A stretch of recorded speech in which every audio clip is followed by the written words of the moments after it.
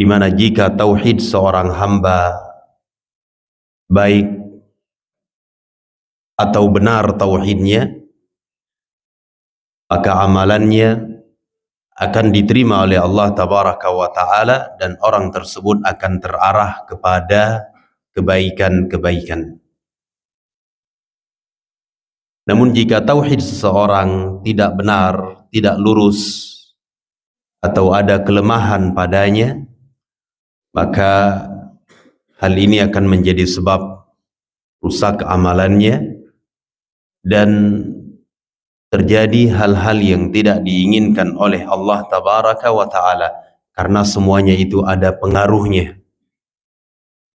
Ada pengaruh terhadap kehidupan seseorang, baik tidaknya kehidupan seseorang dan amal seseorang itu akan bergantung dengan baik tidaknya ataupun kuat atau tidaknya tauhid yang dimiliki oleh seorang hamba.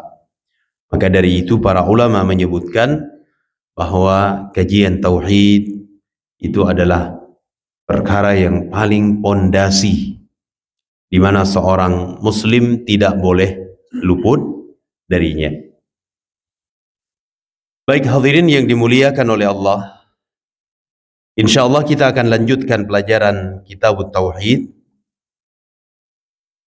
karya Syekh Muhammad Ibnu Abdul Wahhab rahimahullahu ta'ala. InsyaAllah hari ini kita akan baca bab Man jahada syai'an minal asma' was sifat.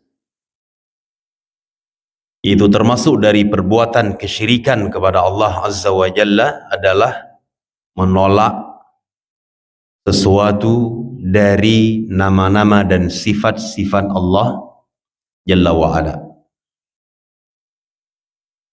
Hadirin yang dimuliakan oleh Allah, kaitan bab ini dengan Kitab Tauhid adalah